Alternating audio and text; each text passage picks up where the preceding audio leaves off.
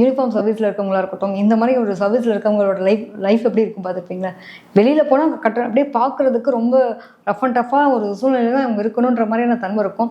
எதுக்காகவும் எந்த இடத்துலையும் அவங்க வந்து நடிக்க தெரியாது, வேஷம் போட தெரியாது, நாங்கள் இப்படி தாங்க இருப்போன்ற மாதிரி இருப்பாங்களா?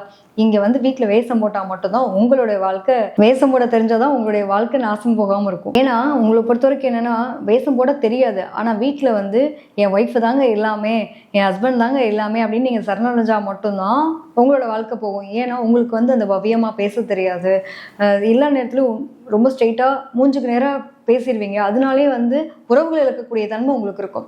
நல்ல லவ், எங்களுக்குள்ள அவ்வளோ ஒரு பாண்டிங் இருந்துச்சுங்க. எங்கே மிஸ்டேக் பண்ணோன்னே தெரியல. நிறைய பேருக்கு லவ் பிரேக்கப் ஆகிறதுக்கான ரீசன் என்ன அப்படின்னா, அந்த நான் போய் பேசுகிறதா, அவங்க வந்து பேசுகிறதா அப்படின்ற மாதிரி இருக்கும். தன் தவளையும் தன் வாயால் கெடுன்ற மாதிரி நான் இப்படி தான் அப்படிங்கிறத நிறைய முடிஞ்சு போன விஷயத்த கூட எடுத்து பேசி அங்கே வந்து ஒரு எல்லாத்தையும் ஒரு வர்ணனை மாதிரி எப்படியுமே பெர்ஃபெக்ஷன்ஸ் கொடுக்க ஆளுங்க எப்படி இருப்பாங்க, எப்பயுமே ஒரு பேப்பரை கையில் வச்சு எழுதி இதான்ப்பா அப்படின்னு கொடுக்குற மாதிரி என்னோட லைஃப் ஹிஸ்ட்ரியை ஃபுல்லாக கொண்டு போய் அந்த பொருள்கிட்ட எல்லாத்தையும் சரண்டர் பண்ணாலும் சரி, பையன்கிட்ட போய் பொண்ணு சரண்டர் பண்ணாலும் சரி, உங்களோட நிலைமை என்ன ஆகும்? நீங்கள் ரொம்ப ஓப்பன் புக்கு தான். அந்த ஓப்பன் புக்குன்ற பேரில் எல்லாத்தையும் போய் ஒப்பிக்கும் போது உங்களுக்கு மேலே இருக்கக்கூடிய ஒரு நம்பிக்கைங்கிறத அவங்க இழக்கக்கூடிய நிலை இருக்குது.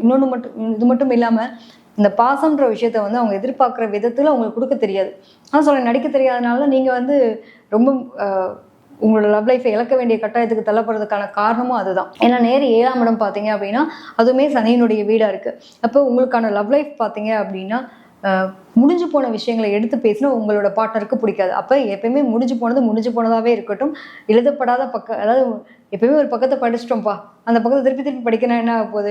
அப்போ முடிஞ்சு போன பக்கங்களாக இருக்கட்டும், நிகழ்கால பக்கங்கள் எதிர்கால பக்கங்களுக்கான ஒரு வருங்காலத்துக்கான ஒரு வடிவமைப்பாக இருக்கட்டும்ன்ற மனநிலையில் உங்களோட வாழ்க்கை ஓடிச்சு அப்படின்னா ரொம்ப சூப்பராக இருக்கும்.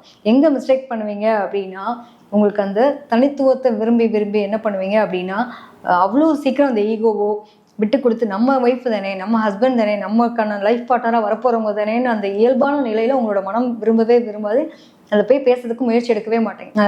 அதனாலே உங்களுக்கு வந்து நிறைய மிஸ் அண்டர்ஸ்டாண்டிங் வர்றதுக்கான வாய்ப்புகள் வரும். ஸோ இதில் ரொம்ப கவனமாக இருக்க வேண்டியது உங்களுடைய பொறுப்பு. இல்லைன்னா உங்களோட லவ் லைஃப் ஆசை இருக்கும், பாசம் இருக்கும், வெளிப்படுத்த தெரியலன்னா எத்தனை நாளைக்கு ஆமாங்க இவருக்கு என்னன்னாலும் சரி ஒரு வார்த்தை என்னன்னு கூட கேட்க மாட்டார், இவர்கிட்ட எதுக்கு குப்பை கட்டிட்டு இருக்கணும் அப்படின்னு இருக்கக்கூடிய நபர்களாக இருப்பாங்களா? கௌரவத்துக்காகவே ஒய்ஃபோட அதாவது ஒரு நிலையில் இருப்பாங்கள்ல, கரெக்டான எனக்கு கௌரவம் முக்கியம், என்னோட சமுதாயத்தில் எனக்குன்னு ஒரு அந்தஸ்து முக்கியம் அப்படின்றதுக்கு புரிஞ்சுட்டு இருக்கவங்களா இருந்தால் பரவாயில்ல. இப்போ எப்படி ஒரு படத்தில் எடுத்துப்போம், நாட்டாமை அப்படின்னா